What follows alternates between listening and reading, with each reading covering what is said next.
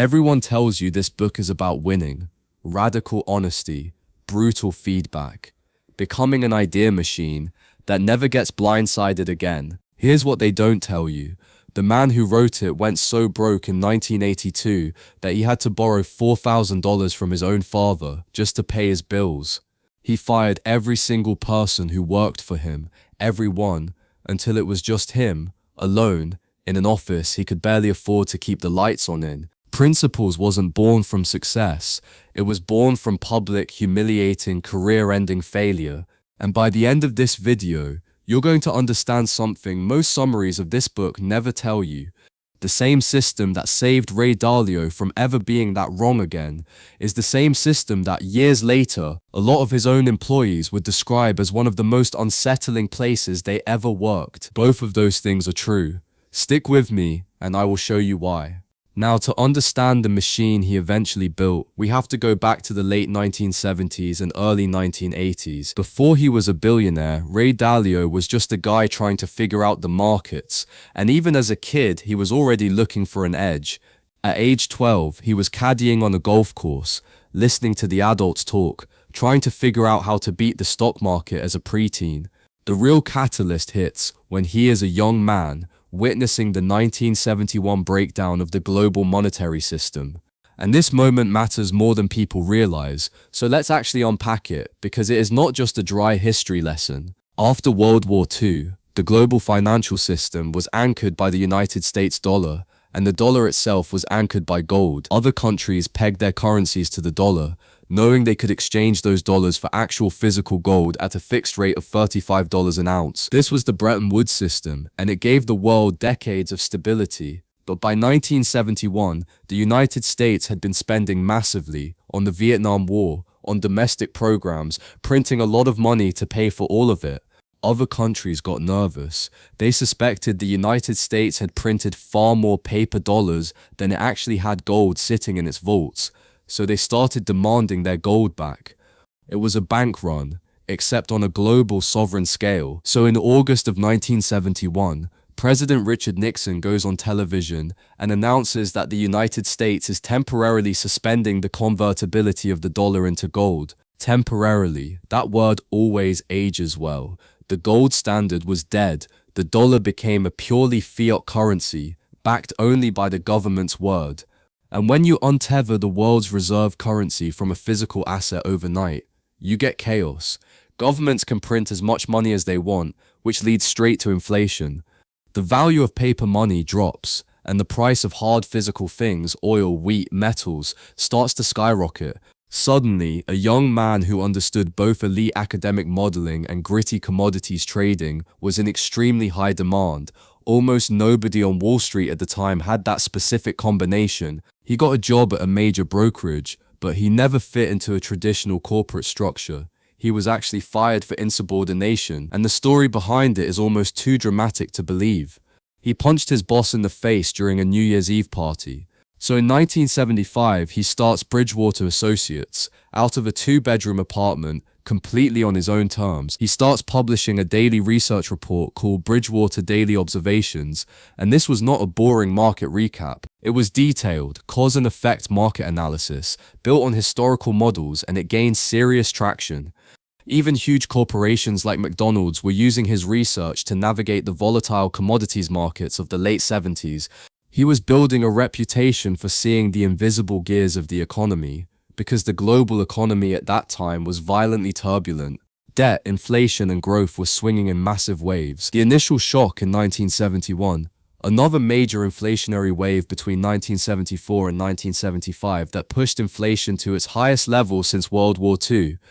And then an even larger, more terrifying build-up heading into 1979, 1980, and 1981, with interest rates soaring into the double digits just to fight it, and unemployment spiking right along with them. Dalio was tracking all of this, and he started drawing sharp, alarming conclusions. He was looking backward to look forward. He compared the data from the late 70s and early 80s to Germany's hyperinflation in the Weimar Republic in the 1920s and to the Great Depression in the 1930s. He believed he had uncovered the underlying mechanics of a debt crisis, and in August of 1982, he makes an enormous, very public call. He correctly predicts that Mexico is about to default on its sovereign debt. This was a massive deal because at the time, the consensus was that countries simply did not go bankrupt. Dalio said the math proved otherwise, and he nailed it. The financial press started treating him like a prophet. He was dubbed a market wizard, the guy who cracked the code, and that is the exact moment the hubris sets in. Think about the psychology for a second. When you make a contrarian call against the entire financial establishment and you are proven dramatically, publicly right, the reinforcement is overwhelming. It does not just make you feel smart, it convinces you that you possess a kind of vision nobody else has. You feel invincible. So as global conditions kept deteriorating exactly the way his models predicted, he doubled down completely. He did not just think a recession was coming. He believed the debt collapse he foresaw in emerging markets like Mexico was going to cascade and sink the entire United States economy into a full 1930s-style depression. Which brings us to November of 1982, the absolute peak of his confidence. He gets invited onto Wall Street Week with Louis Ruckeiser, the most prestigious financial news program on national television at the time. Millions of people are watching, and he does not offer a single caveat, not one probability. Nothing hedged, the way a normal economist would speak. He sits there, supremely confident, almost arrogant, and declares that a massive global depression is absolutely inevitable. He tells the entire country, with total conviction, that the sky is falling. And he did not just talk about it on television, he traded on it. He bet his firm's money and his clients' money on total certainty. He positioned Bridgewater to profit from a complete economic collapse. You're a ship's captain, looking at his instruments so mathematically certain that a catastrophic, world-ending storm is directly in his path, that he makes the conscious decision to scuttle his own ship. Rather than risk being torn apart by the winds, he pulls the plug, the ship goes down, and then he looks up from his charts, and the sky is perfectly clear. Not a single cloud in sight. That is exactly what happened to Dalio. He was dead wrong. The market did not crash at all. So what was the actual blind spot? If his models had just predicted the Mexico default correctly, his blind spot was human intervention, specifically the Federal Reserve. Dalio's models assumed a mechanical, inevitable unwinding of debt, pure math. But in a fiat currency system, the very system whose birth had given him his start back in 1971, the central bank is not constrained by gold anymore. It can simply change the rules. In August of 1982, watching the panic from the Mexico default, the Federal Reserve pivoted hard. It aggressively lowered interest rates and pumped huge amounts of liquidity into the banking system to prevent a collapse. It flooded the engine to keep it from seizing up, and the stock market, realizing the Fed was going to backstop the entire economy, took off like a rocket. August of 1982 turned out to be the exact bottom of the bear market and the beginning of a great secular bull run. The United States economy embarked on an 18-year non-inflationary boom, one of the greatest periods of wealth creation in modern history. And Ray Dalio had bet every dollar he managed on the exact opposite outcome. The aftermath was not a quick, clean loss. It was a slow, agonizing bleed. The market kept going against him, day after day, until he had lost almost everything. He had to sit down, one by one, with the people who trusted him. People who had left secure, prestigious jobs to join his tiny startup and let them go. Every single employee, until Bridgewater was just him sitting alone in an empty office. The humiliation was total. He was so broke he could not even afford a plane ticket to Texas to pitch a prospective client. He had to borrow a friend's frequent flyer miles just to get there. And then came the final blow for a man the press had just called a financial genius. He had to ask his own father for a $4,000 loan just to keep his family afloat and pay the household bills. Now here is the question worth sitting with. Most people, after a public humiliation like that, would just quit finance entirely. You go on national television, bet everything on a depression, lose your clients' money, lose your entire staff, and end up asking your dad for rent money. Why not walk away and take a safe job at a bank instead? That is the real question. Most people in that exact position experience the pain and internalize it as permanent defeat. It shatters their ego, and they retreat to safety. Dalio experienced the exact same agonizing pain, but he did something different with it. He externalized it and treated it as data.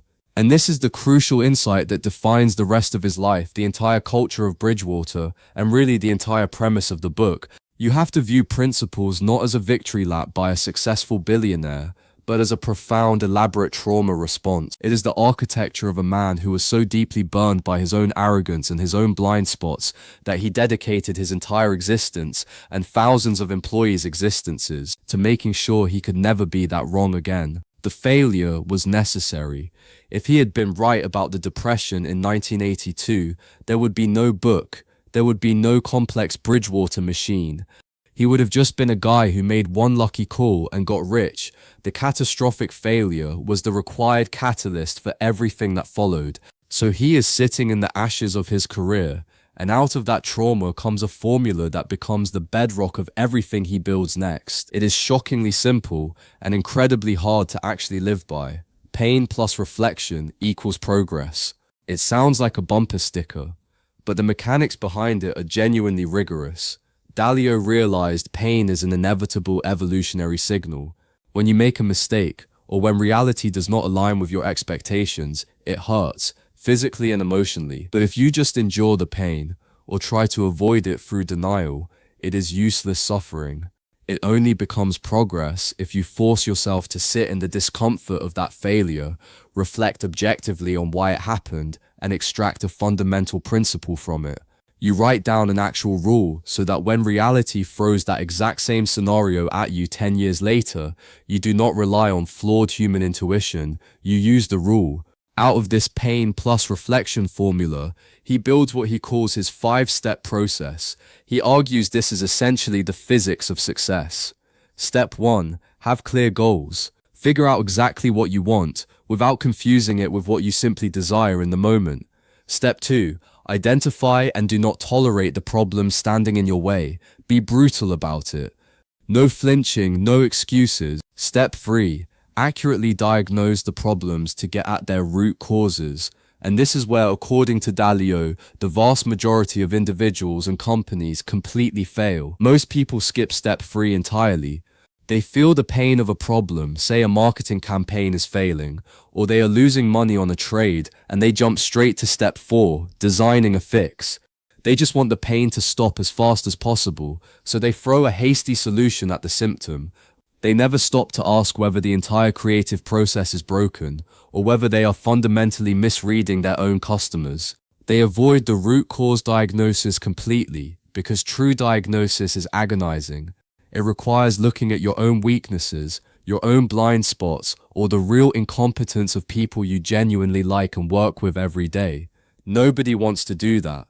It requires a level of hyper-realism, seeing the world exactly as it is, flawed and unfiltered, not as you wish it were. Only after that brutal diagnosis can you move to step 4, designing a plan to get around the problem, and step 5, execute the tasks in that plan and push through to results. So he takes this 5-step personal philosophy, this hyper-rational way of processing failure, and as he slowly rebuilds Bridgewater through the 80s and 90s, he makes a radical decision. He is not going to apply it only to his own trading. He is going to build an entire corporate culture around it. He wants to build a machine, and the ultimate goal of that machine is what he calls an idea meritocracy. To understand an idea meritocracy, you have to contrast it with how normal organizations run. It is fundamentally different from a democracy, where everyone's vote counts equally, regardless of expertise. And it is different from a traditional autocracy, where the person at the top simply dictates the answer and everyone falls in line. Dalio's underlying theory is that nobody, not even him, has a complete, flawless view of reality. Everyone's judgment is distorted by ego and bias, so the only way to arrive at something close to objective truth, the best possible decision, is to have a group of independent thinkers openly disagree with each other and then resolve that disagreement based on who is mathematically the most believable. To make an idea meritocracy actually function, it requires 2 non-negotiable pillars: radical truth and radical transparency. Radical truth means you do not filter your thoughts for politeness. If you think a colleague's financial model is weak, or if you think Dalio himself is rambling and wasting the room's time, you are essentially expected to say it out loud. One specific Bridgewater principle captures this directly. Never say anything about a person you would not say to them directly, and do not criticize people without confronting them to their face. Traditional office gossip, or talking about someone behind their back, is treated as a serious breach of integrity there. If you do it, you are labeled, in their own internal language, a slimy weasel.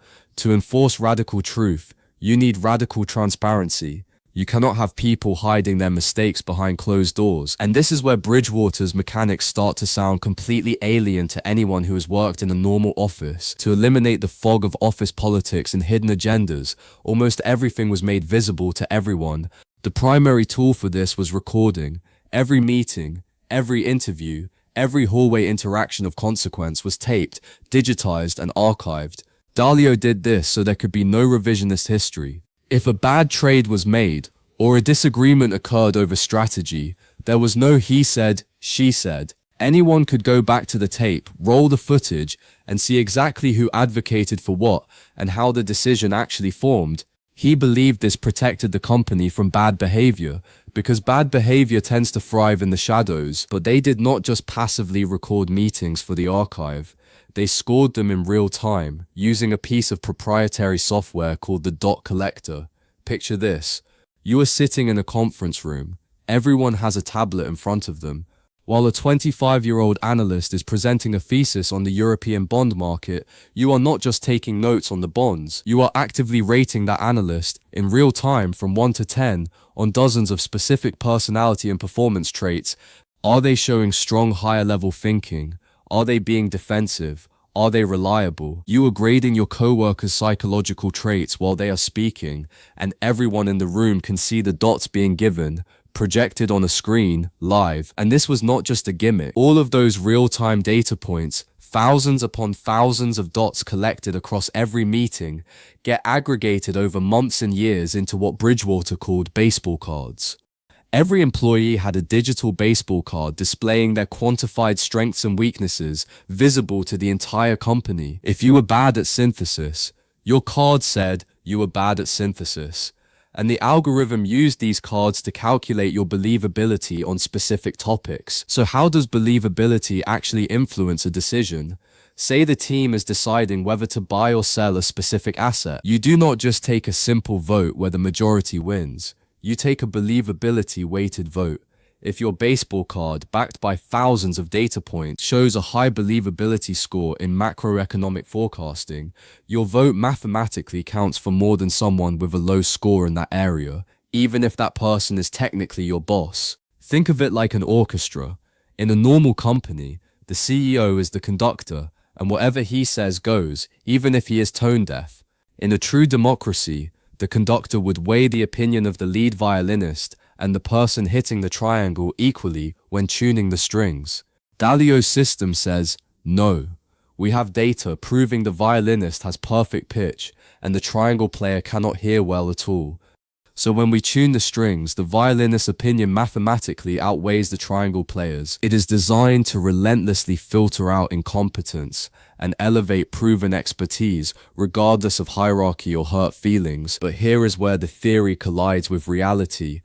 Dalio essentially looked at a computer processor and decided he wanted his company to run exactly like that. Employees were not just people. They were in effect lines of code, and the dot collector and the baseball cards were the debugging software. If a line of code was malfunctioning, the system flagged it, exposed it, and either rewrote it or deleted it. But can humans actually operate like algorithms? Can people truly separate their fragile, messy emotions from being constantly graded, quantified, and critiqued in real time by the very people they share a lunchroom with? That is the pivotal question.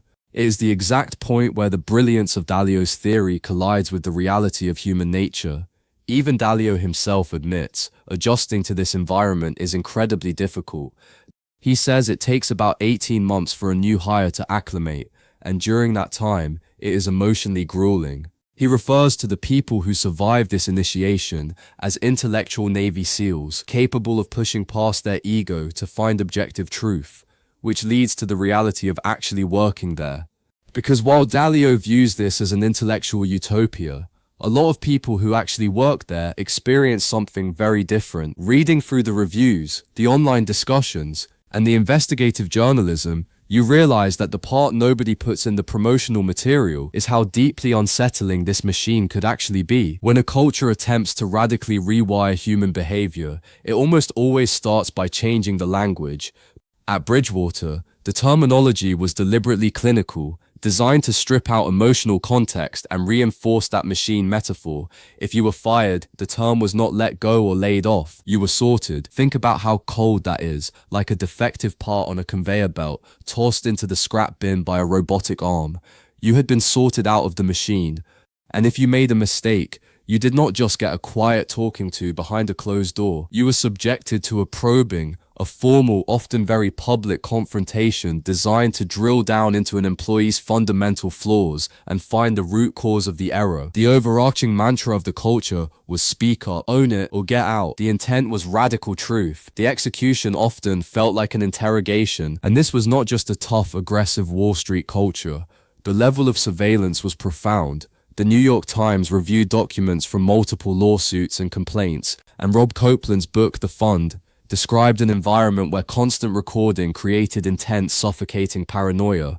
Employees reportedly joked about the men in the walls, listening to them. The psychological toll of that cannot be overstated. When you know every word you say is being recorded, scored, and archived, potentially to be used against you in a future probing, your baseline state becomes defensive vigilance. You are never relaxed. It resembles the panopticon, the philosopher Jeremy Bentham's concept of a prison where guards sit in a central tower, and the prisoners, arranged in a circle around them, can never tell exactly when they are being watched. So they start policing their own behavior out of fear, all the time. There is a specific chilling account reported by the Times about a female employee subjected to one of these group interrogations, a probing. It was videotaped, naturally. The interrogation was so intense, peeling back her supposed layers of incompetence, that she broke down in tears in front of her colleagues, and instead of the moment prompting any basic empathy, another manager in the room simply watched her crying and remarked to the group that he had never seen so many smart people in a room who never get anything done. And what matters here is that these tapes were not just kept in a secure vault for compliance purposes, they were actively used as internal case studies. The tape of an employee's emotional breakdown could be shown to new hires as a training example of how the culture of radical truth operated in practice. The focus stayed entirely on extracting the systemic lesson, regardless of the emotional cost to the individual. And it goes beyond just meeting recordings. There is a truly bizarre incident reported in the sources where Ray Dalio found urine on the floor of a company bathroom. Most executives would just call the janitor, maybe send a passive-aggressive staff email, and move on with their day. But Dalio allegedly had the internal security team review camera footage of the hallways to track exactly who went in and out of that specific restroom during that time frame, to identify who did it. That single incident says a lot about the scope of the internal security apparatus at Bridgewater. Before he became director of the FBI, James Comey actually served as general counsel and ran internal security at Bridgewater. Investigative reporting suggests part of his role involved managing this surveillance architecture, pulling video and audio footage for Dalio to use when confronting employees about discrepancies or perceived failures to follow the principles. The man who went on to run an agency that tracked terrorists and spies was at Bridgewater, essentially the chief surveillance officer for a hedge fund, tracking bathroom visits and tone of voice in meetings. It created an atmosphere where employees reported feeling constant, crushing pressure, described repeatedly on sites like Glassdoor and across online forums. Former employees frequently described the culture as cult-like, driven by a pervasive fear of being fired. One online post went as far as calling the principles a form of guidance designed to keep workers in a rat race so they could be more controlled and predictable. Now, fairness requires presenting Dalio and Bridgewater's side of this too, because they do not accept these criticisms quietly.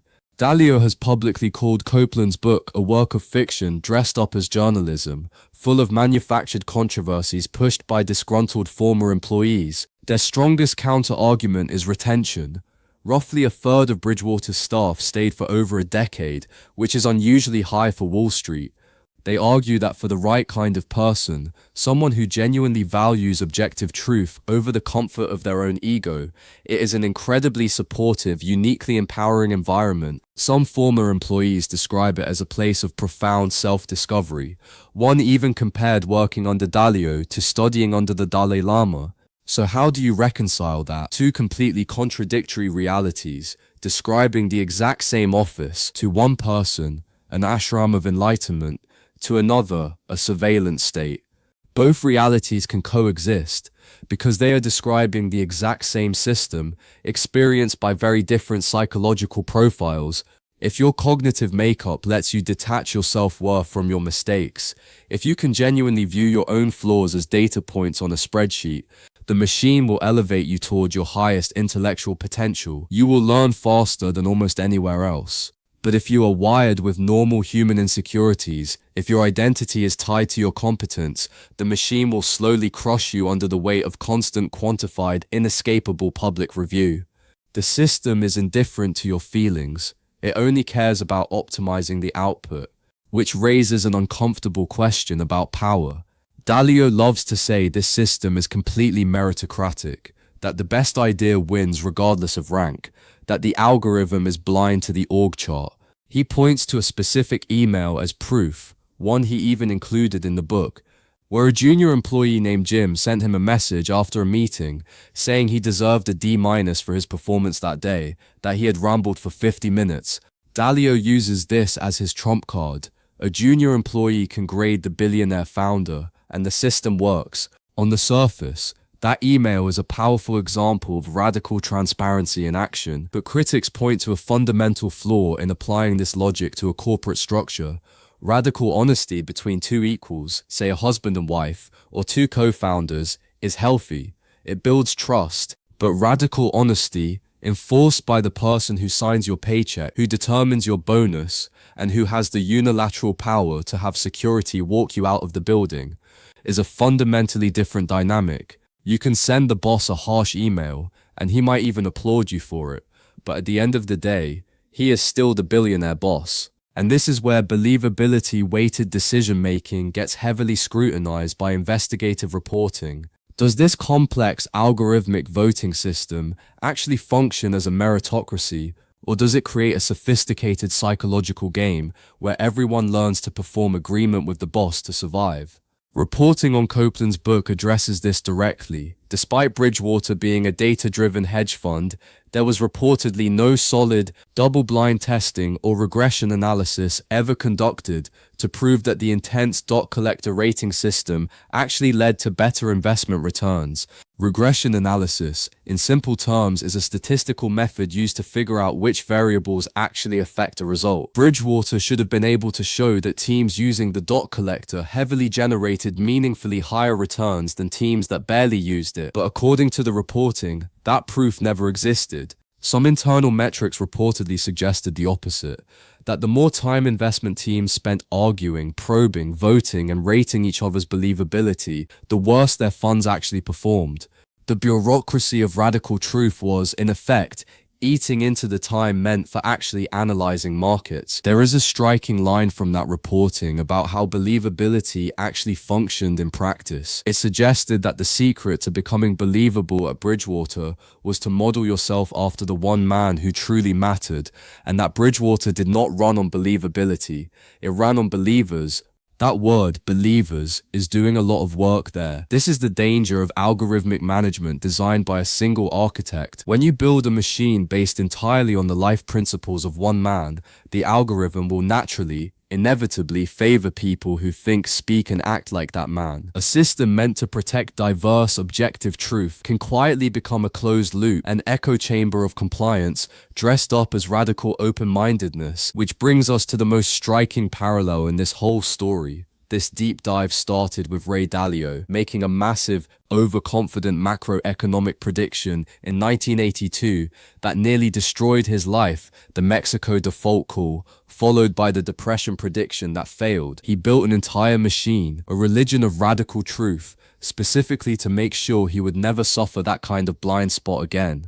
Fast forward to today, Dalio has stepped back from the daily running of Bridgewater, And what is he spending his time on? Making predictions again. He is writing, doing public question and answer sessions online, making sweeping macroeconomic calls about the decline of the American empire, the rise of China, and a changing world order. The posture is almost identical to 1982. A massive public platform, total unwavering conviction, and grand doomsday-adjacent predictions about the global economy. In one public post, he introduced himself by saying, "The world is in unusual and risky times, and that he has spent years studying the forces behind the rise and fall of great empires," and people pushed back. In one thread, a sharp observer pointed out a real contradiction. Dalio's fund reportedly sold off almost all of its gold holdings just months before he published an article urging the public to buy gold to prepare for a coming crisis. So here is the real question. Is the man who wrote a massive book on learning from failure,